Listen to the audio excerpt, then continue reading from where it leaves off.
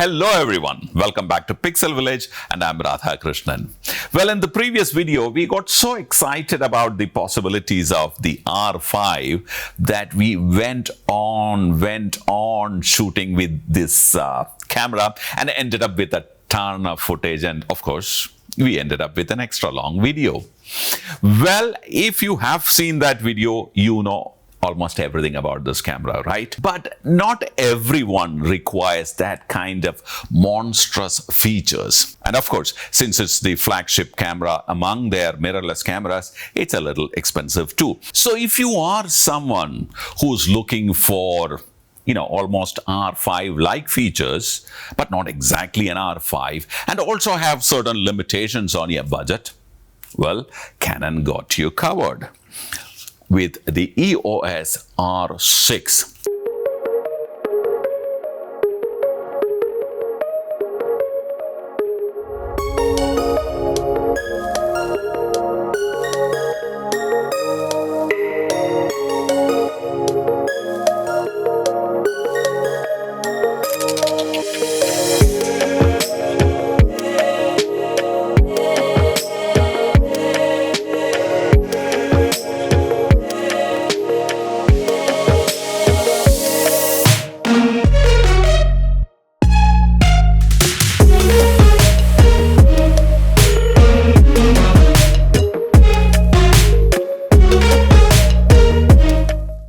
EOS R6, the younger sibling.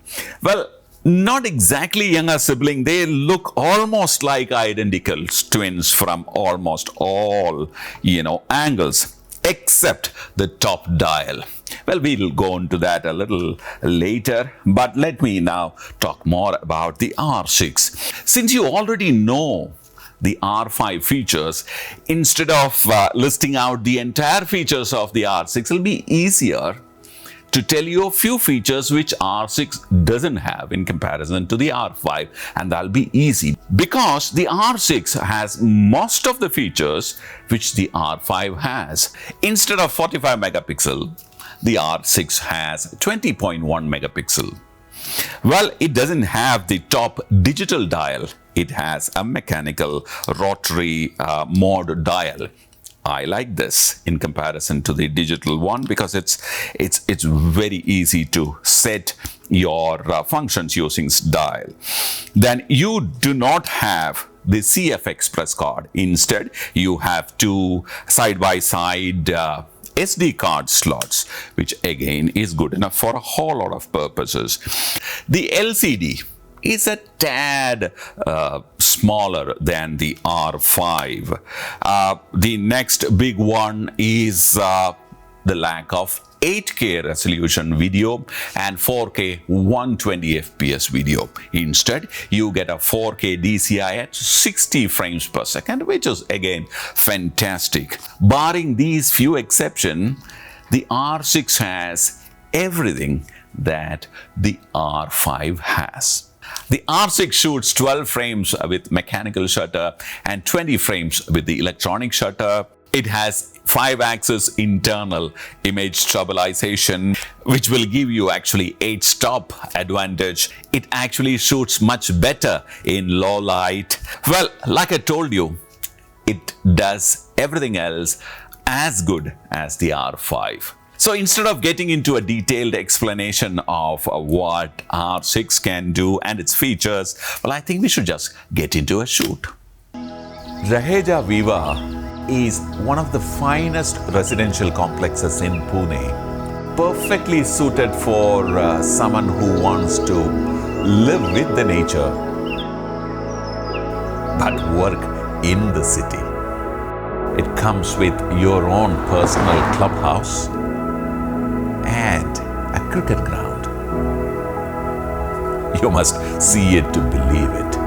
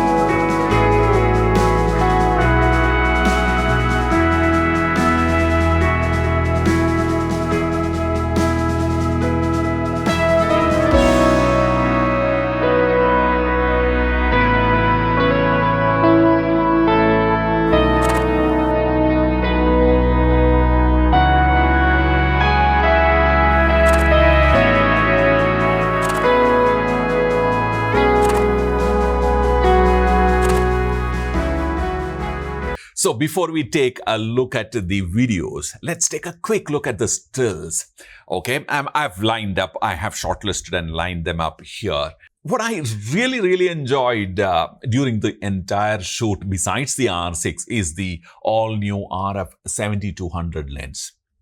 Such a compact, cute, and not really heavy like the 2870, and not really long like those previous, 7200s. So the first image, I'm looking at the couple walking down the street, and I used, you saw it, I used an 8200 with a small softbox on it. The TTL worked like magic, okay? So kudos to Godox for doing that.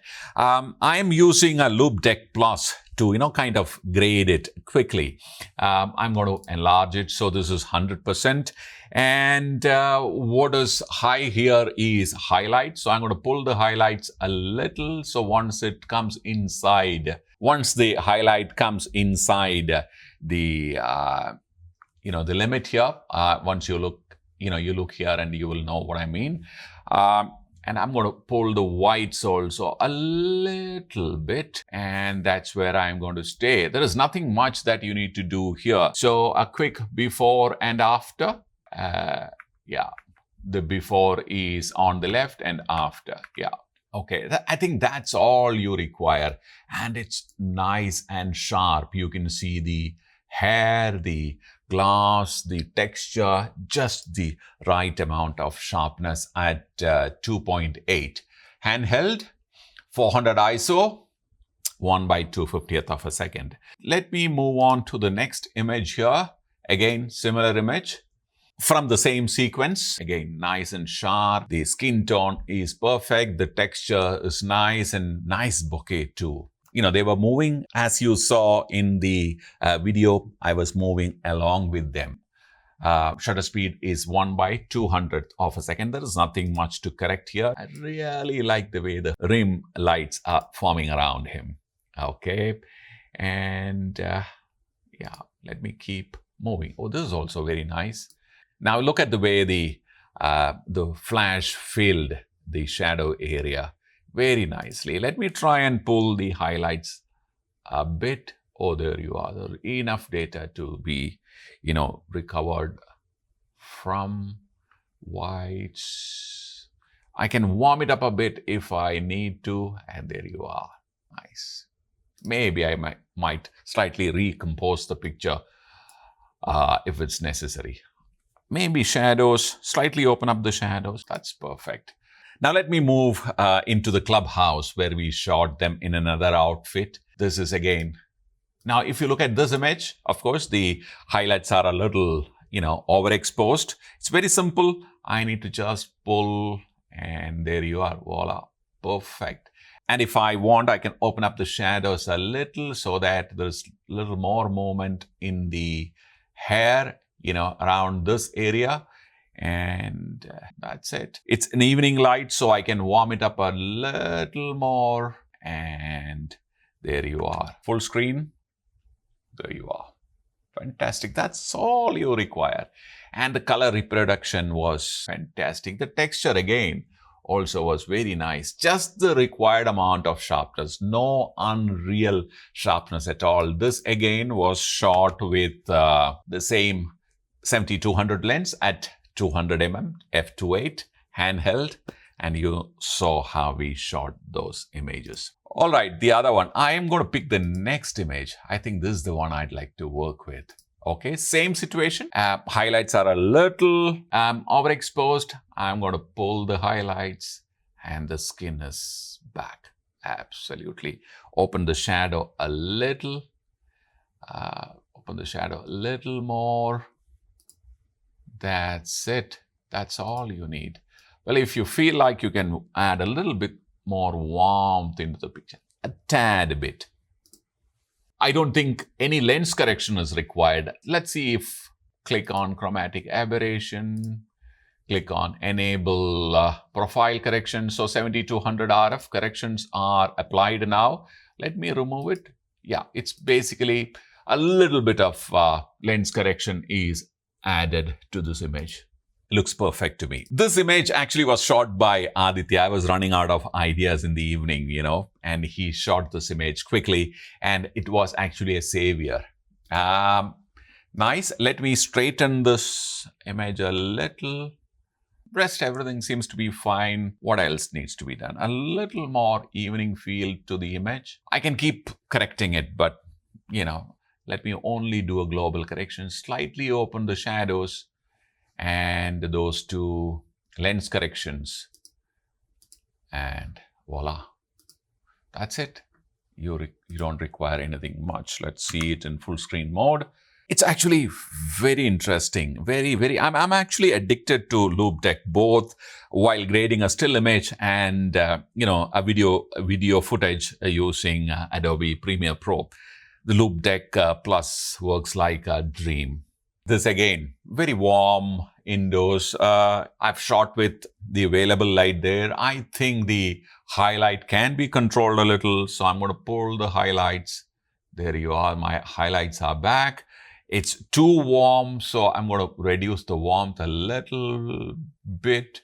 And I think that's all that is required in this image, Okay. This was another shot which was done while we were about to leave. Well, highlight can be recovered a little bit in this. Shadows needs to be opened a little. There you go. Yeah, fine controls.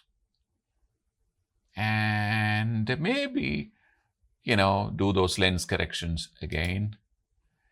And I would add a little bit of vignetting to it to, avoid.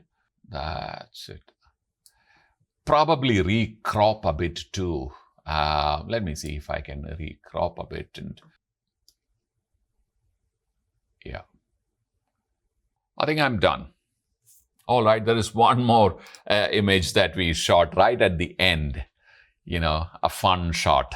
I need to straighten the image a little bit. Okay, the image is straight. I need to recover highlights. Highlights are recovered very well. Shadow needs to be opened a little. And I'm going to add a little bit of warmth. That's all that was required in this image. It was shot at 5000 ISO, handheld at f4. I think it's nice. It'll make a nice, album print. All right. Now let's see the video.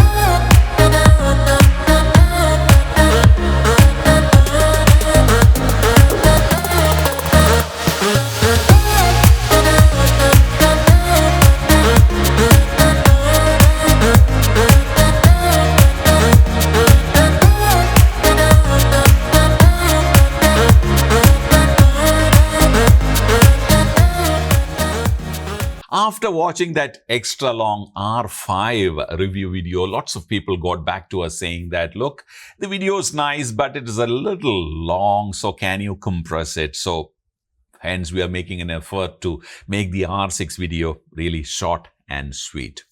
Okay, what I really liked about the R6 is the grip, right? And the top dial. The top dial was so easy that I could switch to any mode as I want without any confusion. The only disadvantage, so to speak, is a slightly smaller size LCD in comparison to R5, but didn't really bother me. So like I said in the introduction, if you are someone who do not really require, let's say 45 megapixels or an 8K video or a 4K video at 120 FPS and all that, well, then I think you should save that extra money that you would spend on an R5. Use that money to buy a very high quality RF lens and buy the R6. I think that will make a much more sensible choice for all those people who are not into this game of showing off their latest gear. Well, I am not against people showing off their, new gadgets. That's perfectly fine. But considering the current situations and the wedding photography industry, whom I think the R6 is primarily aimed at, I think it'll make immense sense to go for an R6 and save that money or use that money to buy an additional very high quality lens. And of course, you're going to enjoy the R6 too for a very long time. And if you're someone who's interested in learning photography, of course, Pixel Viilage has a website where we have some of the finest photography mentors teaching photography online for you. Well, log on to www.pixelvillage.com to know more. Bye for now.